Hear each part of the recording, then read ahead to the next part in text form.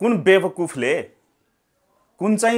भन्दैछ कि MCC pass भएको छैन भने 10 अर्ब रुपियाँमा अनन्तकालको लागि यो देशलाई अमेरिकाले किन्दैछ, लिजमा पनि होइन हो। फातिमा चाहिँ नेपाल किन आउँदैछन् भने अब त्यो रजिस्ट्रेसन पास गराउनको लागि अब सरकार त बनाइहाले तिनीहरूले हैन, आफ्नै प्यादाहरू राखेका छन् सबै ठाउँमा। शेरबहादुर देउवाले डिप्रेसनको उपचार गराउन उखानटुके महाराज कहाँ राति अस्ति दूत पठाए। वास्तविकता त्यो हो। शेरबहादुर देउवा 24 आवर गन पोइन्टमा छन्, किनभने उनलाई गन पोइन्टमा छन्, आफ्नै कुर्सी बचाउनलाई संसद स्थगित गरेका छन्। संसद खुल्न बित्तिकै हेर्नुहोस् न, काटमारको व्यवस्था हुन्छ, रक्ताम्य हुन्छ यो संसद भवन। हेर्दै जानुहोस्, यिनीहरूले आफैलाई काट्छन्। शेरू सरकार गएर उखानटुके महाराजको खुट्टामा तुम शरणम भन्छ के संस्कृतमा। अब 24 गतेदेखि, यही भदौको 24 गतेदेखि अब प्रत्यक्ष शासन हुन्छ। नेपाल चाहिँ अमेरिकाको औपनिवेशिक भूभाग, खैरेहरूलाई यहाँबाट लखेटौँ, जसरी हाम्रा वीर पुर्खाहरूले लखेटेका थिए त्यसरी लखेटौँ र त्यसपछि मात्रै बच्छ यो। नभए त अब तपाईसित के नै गर्न सक्नुहुन्छ। 1 हप्ता बाँकी छ, आज 17-18 गते भइगयो। जनतान्त्रिक तराई मुक्ति मोर्चाका अध्यक्ष डाक्टर मनोज कुमार झाजी आज हामीसँग कुराकानीको लागि हुनुहुन्छ। आज हामी विशेष गरी एमसीसीको विषयमा केन्द्रित रहेर कुराकानी गर्नेछौँ। एमसीसीको उपाध्यक्ष आगामी साता नेपाल आउने जुन कार्यक्रम रहेको छ, यो बिचमा एमसीसीलाई लिएर जनस्तरबाट जुन व्यापक दबाब सरकारलाई जुन दिइरहेको अवस्था छ। केही दिन अगाडि मात्रै AP1 टेलिभिजनबाट एमसीसी सम्बन्धी विज्ञापन प्रसारण हुँदा व्यापक चौतर्फी दबाबपछि चाहिँ त्यो विज्ञापन हटाइएको थियो।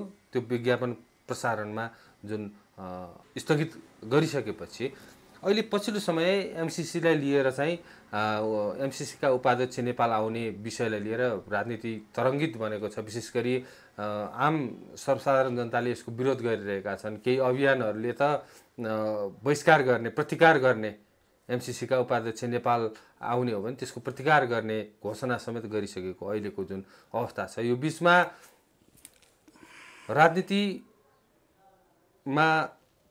जुन किसिमले सङ्कट देखा परेको छ, राजनीतिक दल विभाजन सम्बन्धी अध्यादेश आइसकेपछि विकसित घटनाक्रम जसरी अगाडि बढेको छ, यो बिचमा शेरबहादुर देउवा र केपी शर्मा ओली बिचको भेटघाटको विषयले पनि यतिखेर चर्चा पाइरहेको छ। सम्भावित अब नजिकै हुने भेटघाटलाई लिएर पनि एक किसिमको चर्चा चलिरहेको छ। अब के हुन लागेको, राजनीति कसरी अगाडि बढ्दैछ, कतातर्फ जाँदैछ नेपालको राजनीति, एमसीसीको विषयमा चाहिँ अब कसरी अगाडि बढ्छ एमसीसीको यो विषय, एमसीसीको उपाध्यक्ष नेपाल आउँदै गर्दा यसले कस्ता किसिमका सम्भावित घटनाहरूलाई चाहिँ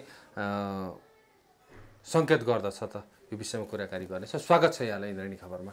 धन्यवाद सन्दीपजी। नेपालमा जुन किसिमको राजनीतिक घटनाक्रम जसरी विकसित भइरहेको छ, दल विभाजन सम्बन्धी अध्यादेश आइसकेपछि जुन गठबन्धनको सरकार छ, गठबन्धनको सरकारले पनि मन्त्री परिषद विस्तार गर्न सकिरहेको अवस्था छैन यतिखेर। यो बिचमा चाहिँ एमसीसीलाई लिएर सर्वसाधारणबाट जुन किसिमले तीव्र रूपमा, चौतर्फी रूपमा जुन आलोचना भइरहँदाखेरि एमसीसीका उपाध्यक्ष नेपाल आउने जुन कार्यक्रम रहेको छ, यो चाहिँ इन्डो पेसिफिक स्ट्रेटेजीसँग सम्बन्धित छैन भनेर जुन भनिएको छ। फातिमा सामुरको नेपाल भ्रमण आगामी हप्ता हुँदैछ, यो भ्रमणलाई यहाँले कसरी हेर्नु भएको छ अहिलेको यो अवस्थामा? धन्यवाद सन्दीपजी। सबभन्दा पहिला त यहाँले जुन पृष्ठभूमिमा भन्नुभयो कि भनिँदैछ कि इन्डो पेसिफिक स्ट्राटेजीको होइन भनेर, सबभन्दा पहिला त त्यसमा टेकौँ। एमसीसी भनेकै तपाईँको इन्डो पेसिफिकको एउटा अमुक पार्ट हो। मैले यसमा धेरै विश्लेषणहरू गरिसकेको छु र दस्तावेजहरूले पनि के भन्दैछ भने इन्डो पेसिफिकको फर्स्ट खुड्किलो नै एमसीसी नै हो हैन। त्यसमा हामी ढुक्क हौँ। त्यो सँगसँगै यहाँ हावा के फैलाइएको थियो भने एमसीसी भनेको अनुदान रकम हो भनेर। त्यति बेलै मैले भनेको थिएँ यो अनुदान होइन लगानी हो भनेर। पछिबाट रेन्डी बेरीले एउटा टेलिभिजनको अन्तर्वार्तामा औपचारिक रूपमै भने कि कोही भ्रममा नरहौँ, यो अनुदान र सहायता होइन, यो हाम्रो लगानी हो। अनि यसमै टेक्दाखेरि के देखिन्छ भने लगानी भनेको के हो भने प्रफिटेबल हुन्छ। लगानी भनेको प्रफिटेबल हुन्छ। जहाँ तपाईको लगानी गरिन्छ त्यहाँबाट प्रफिटको भनेपछि मुनाफा नभइकन कसैले लगाउँदैन, त्यो पनि खैरेहरूले बिना फाइदाको केही पनि गर्दैनन्। र अमेरिका भनेको त्यो साम्राज्यवादी मुलुक हो, त्यो प्रभुसत्तावादी मुलुक हो जसले तपाईको पुरै विश्वमा आफ्नो प्रभुत्व कायम गर्नको लागि, आफ्नो साम्राज्यवादी सत्ता विस्तार गर्नको लागि पुरै विश्वमा आतंक मचाइरहेको एउटा आतंकवादी मुलुक हो। त्यो मैले पटक पटक भन्ने गरेको छु। विश्वमा आतंकवादको जननी नै अमेरिका हो, हैन? त्यसकारणले त्यो ढुक्क हो। अब रह्यो फातेमा के भनिएको छ, त्यो एमसीसी का उपाध्यक्ष, मैले पाएको सूचना अनुसार 24 गतेको आउँदैछन् 30 पारे। अब सबभन्दा पहिला त के छ भने, अब मैले पटक पटक भन्दै आएको कुरा हो, यो तपाईको माइती घरमण्डलामा उफ्रिएर हुनेवाला कुरा होइन, यो रोकिँदैन। किनभने एमसीसी पास भइसकेको छ। पटक पटक मैले भन्दैछु। इन्द्रेणी खबरकै पछिल्लो अन्तर्वार्ताहरूमा र अन्य मिडियाहरूमा मैले बोलेको कुराहरूलाई तपाईहरुले हेर्नु हो भने मैले पटक पटक भनेको छु, एमसीसी पास भइसकेको छ।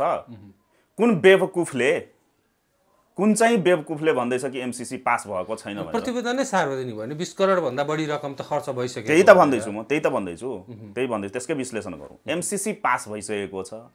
एमसीसी का डकुमेन्टहरू हेरौँ हामी, संसदबाट अनुमोदन भयो। हैन त्यो एमसीसी को दुईवटा पाटो छ। म पटक पटक भनिरहेको छु। इन्द्रेणी खबरकै मेरो पछिल्लो अन्तर्वार्ताहरू हेर्नु, त्यसमा मैले विश्लेषण गरेको छु।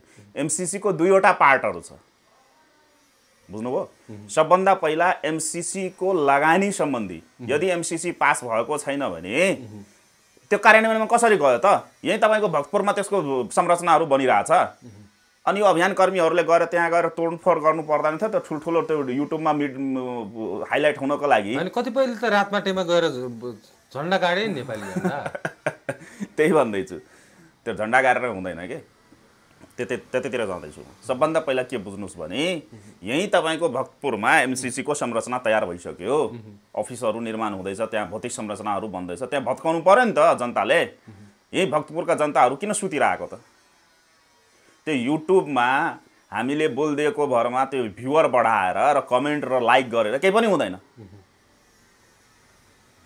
अब आम जनता भौतिक आक्रमणमै उत्रिनुपर्छ एमसीसीलाई रोक्नको लागि, नभए केही पनि हुँदैन। भौतिक आक्रमणमा एकदमै तर जनता तयार छैनन्। जनता त्यही त हो नि। हामी यहाँ जनता कहाँ छ र? जन्तुहरू न छौँ यहाँ, त्यतातिर जम्ला। पहिला एमसीसीलाई गरौँ। एमसीसी को दुईवटा पार्ट छ। एउटा पार्ट चाहिँ कार्यान्वयनमा गइसकेको छ। एमसीसी कसरी पास भयो भनेपछि विगत 4 वर्षदेखि एमसीसी को सम्झौता भएको 4 वर्ष भयो र एमसीसीमा दुई थरीबाट सम्झौता भएको छ। एउटा सुरुको स्टेजमा ज्ञानेन्द्र बहादुर कार्कीले गरे, हुन त अनौपचारिक हिसाबले जोड्ने भने 3 चोटि सम्झौता भएको छ। एउटा चाहिँ पुष्पकमल दाहाल र को निर्देशनमा यो कृष्णबहादुर महरा विदेश मन्त्री भएको बेलामा एउटा अनौपचारिक सम्झौता भएको थियो। त्यसपछि शेरुको सरकार बनेपछि ज्ञानेन्द्र बहादुर कार्कीले अमेरिका गएर गरे एउटा सम्झौता, र पछिबाट खड्गप्रसाद ओलीको सरकारमा अर्थमन्त्री अहिलेका अमेरिकाका लागि नेपाली राजदूत युवराज खतिवडा अर्थमन्त्री भएको बेलामा त्यसमा फेरि प्रावधानहरू थपिएर फेरि एकचोटि भयो भनेपछि 2 चोटि सम्झौताहरू भएका छन्। त्यो सम्झौता तपाईकोलाई टेकेर यो 4 वर्षमा जति पनि बजेट, आर्थिक वर्षको बजेट आयो, त्यो बजेटमा एमसीसी को प्रावधानहरू राखिएको छ, हैन? अनि बजेट पास भएपछि त एमसीसी त स्वतः पास भयो नि। बेवकुफ बनाउने र बन्ने काम चाहिँ धेरै भयो के नेपालमा। सीधा सिधी कुरा हो। एमसीसी पास भइसकेको छ र अब रह्यो कुरा अर्को, जुन पास गर्न खोजिरहेछ त्यो भनेको के हो भने एमसीसी ल पास गर्न खोजेको। मान्छेले बुझ्दैनन् कुरा के, हावाई तालमा कुरा गरिरहेका हुन्छन्। एमसीसी ल पास गर्न खोजेको। एमसीसी ल त्यो पास हुन बित्तिकै के हुन्छ भने नेपालको संविधान हुँदैन, मात्रै हुँदैन, हुन त नेपालको अहिलेको 72 को संविधान त मृत अवस्थामा छ। अस्तिसम्म भेन्टिलेटरमा थियो, मैले नै व्याख्या गरिरहेको विषय हो। मृत अवस्थामा नेपालमा अहिले संविधान नै नभएको अवस्थामा, अहिले त संविधान छैन नेपालमा। नेपाल भनेको त अहिले संविधान छैन। अनि एउटा नयाँ संविधान एमसीसी को प्रावधान भनेपछि एमसीसी को टर्म एन्ड कन्डिसनले अब देश चलाउने।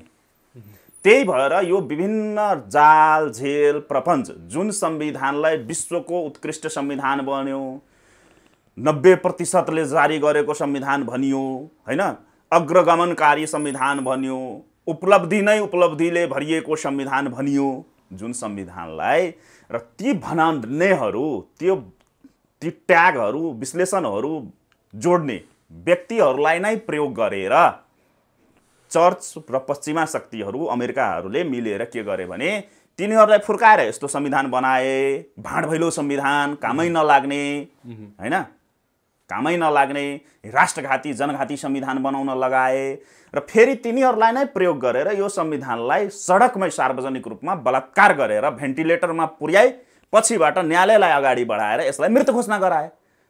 अब तिनीहरूको स्ट्र्याटेजी हुन्छ कि मैले पटक पटक भन्ने गरेको छु, अनि स्ट्र्याटेजिकल मुभमेन्ट हो यो। अब संविधान नै देशमा नभएको बेलामा अब यो देशलाई के गरिँदैछ भने 10 अर्ब रुपियाँमा, मात्र 10 अर्ब, 9 अर्ब समथिङ, 10 अर्बको हाराहारी, 10 अर्ब पनि छैन, 10 अर्ब रुपियाँमा अनन्तकालको लागि यो देशलाई अमेरिकाले किन्दैछ, लिजमा पनि होइन। 10 अर्ब हाराहारी नेपाली रुपियाँमा अमेरिकाले नेपाल किन्दैछ र त्यो बेच्ने व्यक्तिहरू को हुन् त? हामी तपाईँ जस्ता बेवकुफहरू। तपाईँ फेरि भन्नुहुन्छ हामी तपाईँ कसरी बेवकुफ? हामी त बेचिरहेको छैनौँ, हामी नै बेचिरहेछौँ। कसरी? त्यो कसरी भनेपछि हामीले भोट हालेर पठाइदिएको के अरे सिंहदरबारमा जुन बुवासा र कुकुरहरूलाई पठायौँ नि हामी, राष्ट्रघाती दलालहरूलाई, तिनीहरूले बेच्दैछ र तिनीहरूले गर्ने जम्मै कुकृत्यहरू तिनीहरूले अहिलेसम्म कुनै पनि सार्वजनिक रूपमा कहिले भनेका छन् कि हामीले गरिरहेछौँ? तिनीहरूले के भन्छन्? जनताले गर्यो। जस्तै अस्ति केपी ओलीको बहिर्गमन भएपछि पुष्पकमल दाहाल लगायतका यो 5 भाइले के भयो? जनताको जित भयो। संविधान जारी गरे 4 भाइले, कोठे संविधान, अनि के भन्यो? जनताले संविधान जारी गर्यो हैन। दोष त जनतामाथि लगाउँछ भनेपछि वास्तविकमा पनि हो, किनभने यिनीहरूलाई त जनताले भोट हालेर पठाएका छन्। 2 चोक्टा मासु र 1 ग्लास बियर, रक्सी, ठर्रा रक्सी, लोकल रक्सीको भरमा हामी तपाईँले पठाएका छौँ हैन। अनि दोषी को भयो? त हामी भयो। त के भइरहेछ भने नेपाली जनताले सर्वसम्मति रूपमा, नेताको गल्ती होइन, नेता बनाउनेहरूको गल्ती नै होइन, हामी तपाईँ जस्ता भेडाहरूले, हामी तपाईँ जस्ता जन्तुहरूले के गर्यौँ भने यो देश बेचिरहेछौँ। हाम्रा वीर पुर्खाहरूले आफ्नो रगत पसिनाबाट सिंचित गरेर बनाएको यो मातृभूमि नेपाललाई हामी तपाईँले के गरिरहेछौँ? हामी त अब वीर गोर्खालीका सन्तान होइनौँ, हामी त गुखाने नेपाली भयौँ। अनि हामी तपाईँ जस्ता गुखाने नेपालीहरूले के गर्दैछौँ भने 10 अर्बको हाराहारीमा रकम लिएर यो देश अमेरिकालाई बेच्दैछौँ र हामी बेच्ने भएपछि किन्ने मान्छे त आइहाल्छ नि। हो, अमेरिकाले यो देश किन्दैछ। यो एमसीसी छोडिदिनुहोस्, केही पनि होइन। यो अमेरिकाले यसलाई सामरिक र सैन्य अखाडा बनाउन, सामरिक र सैन्य अखाडा बनाउन, यहाँका प्राकृतिक स्रोत साधनहरूलाई लुट्न र हाम्रा चेली बेटी आमा बहिनीहरूलाई बलात्कार गर्न, यो प्रयोगशाला जुन थियो नि, क्रीडा स्थल थियो, मैले पटक पटक भन्ने गरेको छु, नेपाल क्रीडा स्थल हो। अब यो क्रीडा स्थल अब के हुँदैछ? रणभूमि मैदान बन्छ सिद्ध्याएँ मैले। अब त्यसलाई के गरे? रजिस्ट्रेसन पास गराउन। सबै त पास भइसकेको छ, सबै काम त सकिसक्यो। अब काम सकिसकेपछि हामीले जमिन जथा किनेपछि रजिस्ट्रेसन पास त गराउँछ नि मालपोतमा गएर। हो, फातीमा चाहिँ नेपाल किन आउँदैछन् भने अब त्यो रजिस्ट्रेसन पास गराउनका लागि अब सरकार त बनाइहाले तिनीहरूले हैन, आफ्नै प्यादाहरू राखेका छन् सबै ठाउँमा, सबै पार्टीमा। कुन यस्तो पार्टी छैन नेपालको? कुन यस्तो पार्टी हो जो तिनीहरूले फालेको जुठो खाँदैन? कुन यस्तो नेता बनाउनेहरू छैनन् जो त्यसको जुठोमा पोसे पालेका छैनन् यहाँ हैन? अब सबै बिकेका छन्। को छन् र? एमसीसी त 4 वर्ष आयो नि। 4 वर्षमा कसले विरोध गर्यो? संसदमा भएका कुन राजनीतिक दलले यसको सशक्त प्रतिवाद र प्रतिकार गरे त? गरेका छैनन्। छन् गरेको भनेपछि सबैको संलग्नता छ नि, सबैको संलग्नता छ नि त। यो एकजनाको शेरबहादुर देउवा या प्रचण्ड या एबिसिडी कुनै केही मात्रै सांसदहरूले विरोध गरिरहेका छन्। त्यो त हाम्रो प्रेसर र तपाईँहरू हाम्रो विरोधको कारणले अलिअलि माथि माथि यो घाँटीभन्दा माथि मात्रै विरोध गरेर आत्माले विरोध गरेको छैन नि त। आत्माले विरोध गरेको भए ती सांसदले संसदबाट राजीनामा दिएर सडकमा आउनु पर्थ्यो कि पर्दैन थियो? कस्तो यादको कुरा गर्नुभएको। अब यो एमसिसीको उपाध्यक्ष नेपाल भ्रमणमा नेपाल भ्रमणमा नभनौँ, फेरि तपाईँ अल्झाउनु भएको कुरा ठ्याक्कै सबैले बुझ्ने शब्द प्रयोग गरौँ न। के छ भने तपाईँले जुन सांसदहरू विरोध गर्ने कुरा गर्नुभयो, ती सांसदहरू साँच्चैकै राष्ट्रभक्त भइदिएको भए, राष्ट्रवादी भइदिएको भए तिनीहरूले संसदबाट राजीनामा गरेर सडकमा आउँथ्यो नि त विरोध गर्नलाई।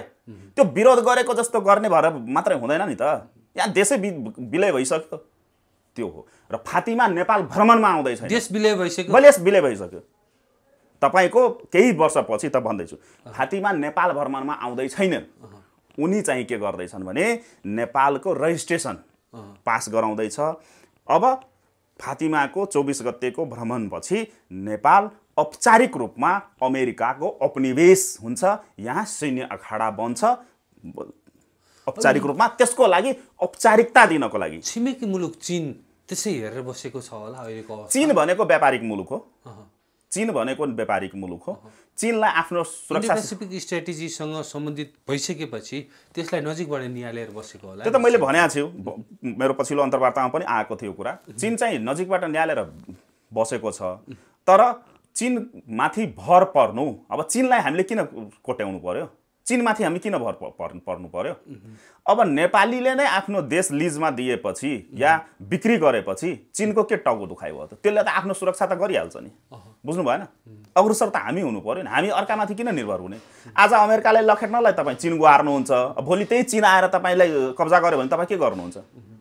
जसरी तिब्बत कब्जा गर्यो चीनले, एकछिन मानौ एमसिसीलाई लखेट्नलाई चीन आउला, चीनलाई बोलाउँला हामी, चीन आउँछ, के अरे अमेरिकालाई त लखेटिन्छ यहाँबाट। तर त्यही चीन आएको चीनले नेपाललाई कब्जा गरेर बस्दियो भने, जसरी तिब्बत कब्जा गरेर बसे तिनीहरूले, त्यसरी नेपाल कब्जा गरिदियो भने तपाईँ त्यसपछि फेरि कसलाई गुहार्नुहुन्छ? चिनिया सक्रियता बढेको छ भनेपछि अहिले पछिल्लो समय नेपालमा चिनिया सक्रियता त देखिएको छ नि, सडकमै देखिएको होइन, उदाङ्गो छ नि त। त्यो त छँदैछ आफ्नो ठाउँ। मैले अर्को पक्ष भन्दैछु के छ भने हामीले आफ्नो सुरक्षा आफै गर्न सक्नु पर्यो, आफ्नो हित आफैले गर्न सक्नु पर्यो। आफ्नो हितको लागि, आफ्नो सुरक्षाको लागि तपाईँ छरछिमेकीलाई गुहार्नु भयो र भोलिको दिनमा त्यो छरछिमेकीले कब्जा जमाइदियो भने त्यसपछि त्यो छिमेकीलाई भगाउनका लागि तपाईँ फेरि कसलाई बोलाउनुहुन्छ त? फेरि अर्कोलाई बोलाउनु पर्यो। त्यस कारणले नेपाली जनता आफै अग्रसर हुनु पर्यो। त्यो सामाजिक सञ्जालमा तपाईँको टिका टिप्पणी गरेर केही पनि फरक पर्दैन। कुरा यति हो। नेपाली जनताले के गर्नु पर्यो अहिलेको अवस्थामा? नेपाली जनताले सम्पूर्ण कुराहरूको विश्लेषण गर्दै, समीक्षा गर्दै अब चाहिँ बलिदानीपूर्ण सङ्घर्षको अर्को विकल्प रहेन।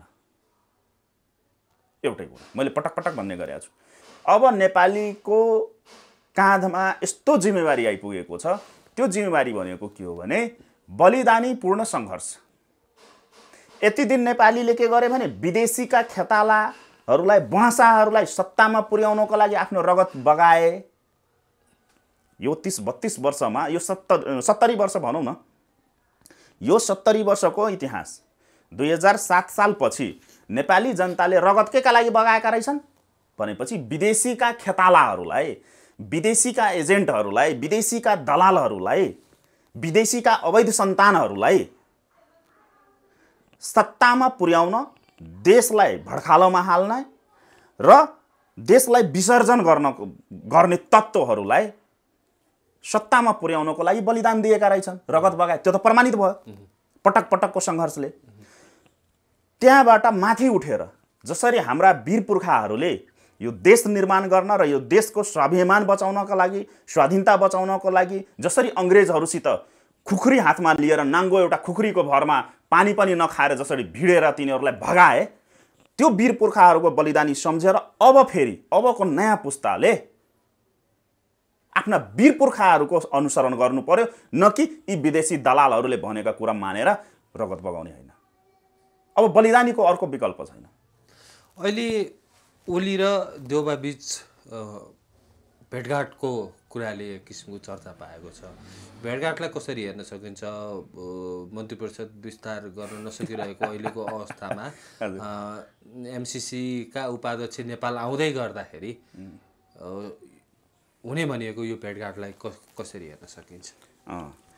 यो चाहिँ अलि गम्भीर प्रश्न उठाउनु। सबभन्दा पहिला त बुझ्नुपर्ने कुरा के छ भने शेरबहादुर देउवाले नचाहँदा नचाहँदै, एउटा गम्भीर कुरा गरौँ, शेरबहादुर देउवाले नचाहँदा नचाहँदै परिस्थितिवश अमेरिकाको CIA र रको ग्रान्ड डिजाइनमा फसेर उनी मजबुरीमा प्रधानमन्त्री हुन गए। किनभने खड्ग प्रसाद ओली उखानटुक्के महाराजले दुई पटक संसद विघटन गर्दाखेरि काङ्ग्रेसको त एउटा औपचारिकतामा मात्रै सीमित थियो नि त विरोधका कार्यक्रमहरू। त्यो विरोध गर्न विरोध गरे जस्तो गरिदिएको मात्रै हो नि त। सडकदेखि लिएर कहीँ पनि थिएन त नेपाली काङ्ग्रेसले विरोध गरेको, हैन? अनि अन्य विरोधकर्ताहरूलाई अन्तर्राष्ट्रिय समुदायले नपत्याएपछि अमेरिकाको खुफिया नियोग र भारतको खुफिया नियोग CIA र रको ग्रान्ड डिजाइनमा फसेर मजबुरीमा उनी प्रधानमन्त्री हुन पुगेका हुन्, नचाहँदा नचाहँदै पनि। किनभने अर्ली इलेक्सनको पक्षमा त शेरबहादुर देउवा आफै पनि थिए, त्यसका धेरै प्रमाणहरू छन्। तर उनी चाहिँ संजोगवश हुन गए, त्यो कुन ज्योतिषले भविष्यवाणी गरिदिए जस्तो।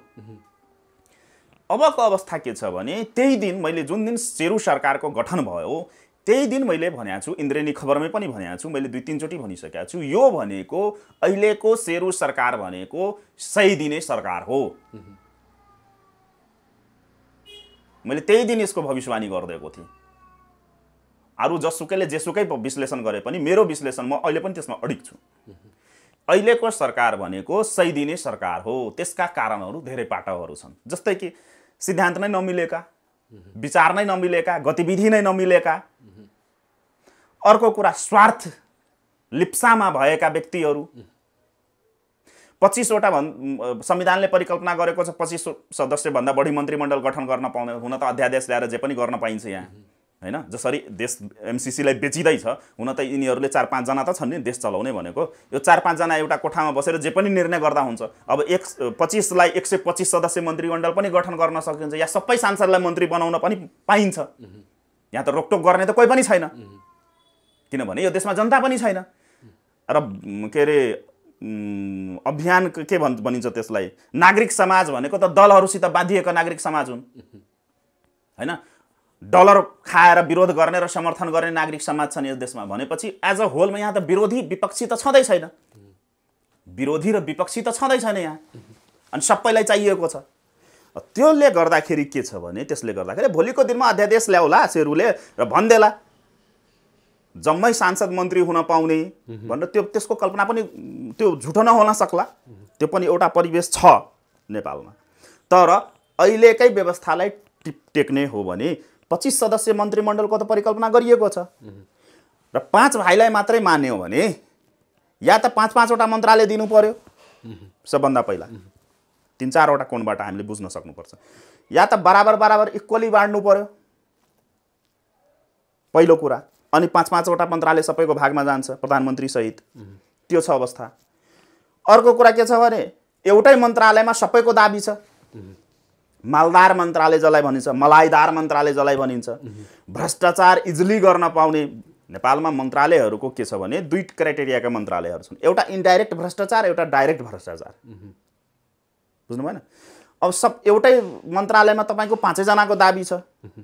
पार्टीभित्र मन्त्री बन्न नपाए त्यतातिर जाँदै थिएँ, अनेक किसिमका चेतावनी पनि दिएका, त्यतातिर जाँदै थिएँ म पहिला। यसमा टेकौँ न, त्यो अवस्था छ। त्यो अवस्थाले एउटा परिस्थिति सिर्जना गरेको छ। अर्को अवस्था के छ भने यहाँले भने जस्तै अब जुन यो शेरू सरकारले माधव नेपाललाई अध्यक्ष बनाउन युनिफिकेसन चर्च र इन्टरफेथ ग्रुपका नेपालका संस्थापक संरक्षक माधव नेपाललाई पार्टी अध्यक्ष बनाउन एउटा दल खोल्नलाई जसरी 20% भए पुग्ने भनेर एउटा अध्यादेश ल्याए। त्यसले त माधव नेपाललाई अध्यक्ष त बनायो, तर त्यसको साइड इफेक्टहरू, किनभने म एउटा चिकित्सा शास्त्रको विद्यार्थी भएको नाताले एलोप्याथिक मेडिसिन युज गरेपछि जुनसुकै पनि औषधि तपाईँ प्रयोग गर्नु त्यसको साइड इफेक्ट हुन्छ, जुनसुकै हो। त्यस्तै हो अध्यादेश, त्यही हो यो अध्यादेश, यो एलोप्याथिक मेडिसिन हो। त्यो अध्यादेशले त अब अहिले पछिल्लो समय साझा पार्टी नै फुट्ने त्यही भन्दैछु धर्मको होइन, साझा पार्टीको त कुरै नछोड्को गरौँ, त्यो त छुट्टै कुरा हो। त्यो पछिबाट जुटेका हुन्, त्योतिर नजानुहोस्, धेरै हाइलाइट गर्नु हुँदैन। त्यो छ। अब यही भित्र 5जना भित्र खेलौँ न, हामी विश्लेषण गरौँ न। अब त्यो अवस्था छ। अब तपाईँले अब पार्टी फुटाउँदाखेरि सबैलाई मन्त्री बनाउने भनेर वाचा बन्धन गरे रहेछन्, कपाली तमसुक गरे रहेछन्, सबैलाई आश्वासन दिएको रहेछ, हाम्रो पार्टीमा आऊ, हामीसित आऊ, तिमीलाई मन्त्री बनाउँछु भनेर सबैले आश्वासन दिएको रहेछ, पैसा पनि बाँडिएको रहेछ भन्ने त प्रमाणै बाहिर आयो होइन। कन्टेनरका कन्टेनर पार्टी फुटाउनको लागि पैसाहरू आएका रहेछन्, पार्टी बचाउनका लागि पनि पैसा आएका रहेछन्, ल्याएका रहेछन् यिनीहरूले। त्यो अवस्थामा भोलिको दिनमा यदि 5-5 जना डिभाइड गरेर त्यसरी त दियो भने पनि त 5 जना मात्रै मन्त्री बन्ने भयो, अनि अरू चाहिँ के गर्ने? ललिपप चाटेर त बस्ने होइन। त्यस कारणले विभिन्न मिडियाहरूमा आइरहेको छ नि त सूचनाहरू, समाचारहरू त आइरहेको छ।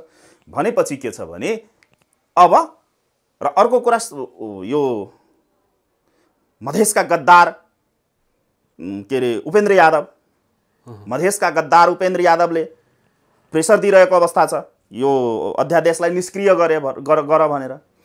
त्यसमाथि फेरि तपाईँको यो राजनीतिक नीतिहरूमा पनि भाँडभैलो भइरहेको अवस्था छ। थेक्न सकिरहेका छैनन् शेरबहादुरले थेक्न सकिरहेका छैनन् राजनीतिक नीतिहरू पनि। भनेपछि यी सबै समस्याहरूले गर्दाखेरि राजनीतिक भूकम्प जाँदैछ अब नेपालमा। मैले त अस्ति नै भनेको थिएँ नि, नयाँ साल नेपालको लागि आउँदै गर्दाखेरि नयाँ परिदृश्यहरू हामी हेर्न सक्नेछौँ भनेर त मैले इन्द्रेणी खबरमै भनेको थिएँ नि त।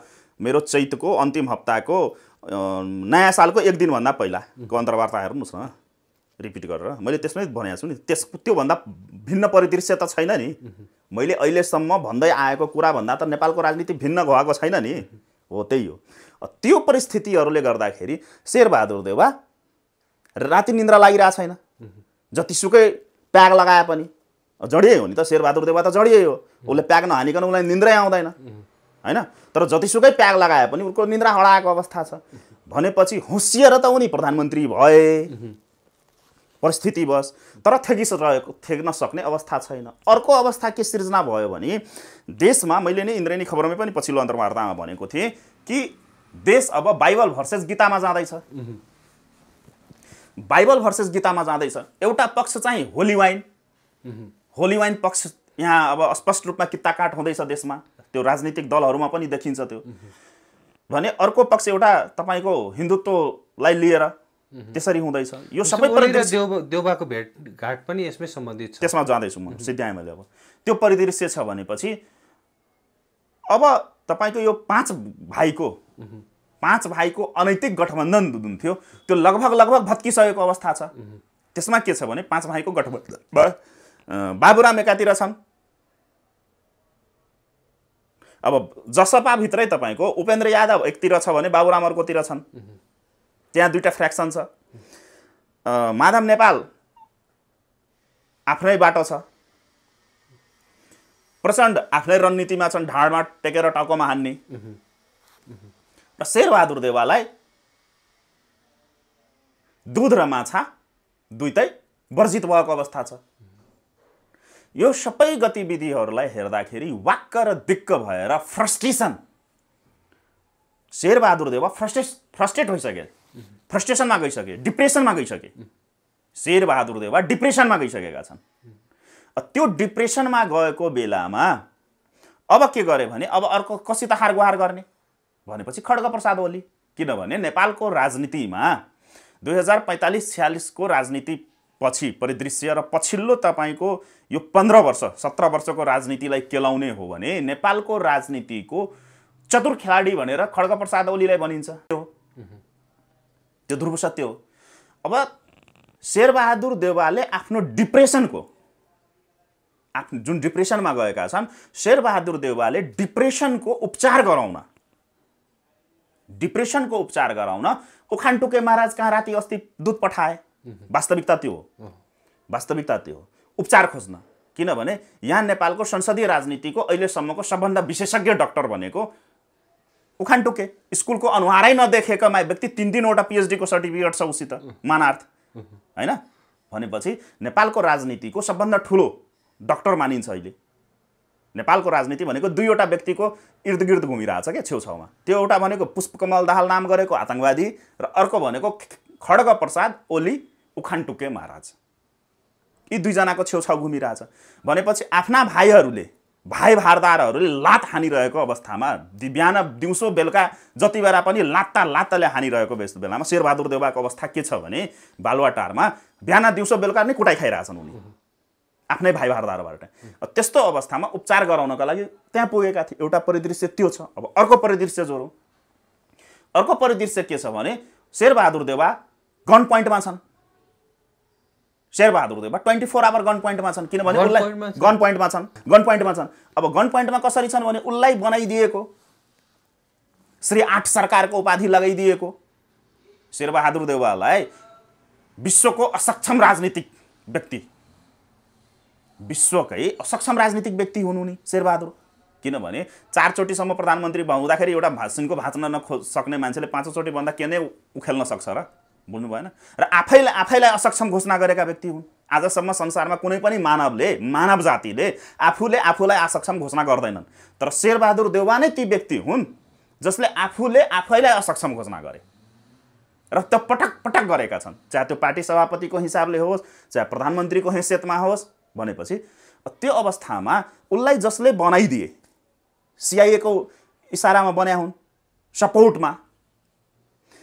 भनेपछि MCC को लागि आएको हो भने त मैले त्यो असाढ 28 गतेकै मैले घोषणा गरेका थिएँ यो MCC को सरकार हो भनेर। अब MCC चाहिँ उसले आफ्ना भाइ दारदारको प्रेसर थ्याक्न नसकेर उसले सरकारको नीति तथा कार्यक्रममा पनि MCC लाई कोट्याउन सकेनन्।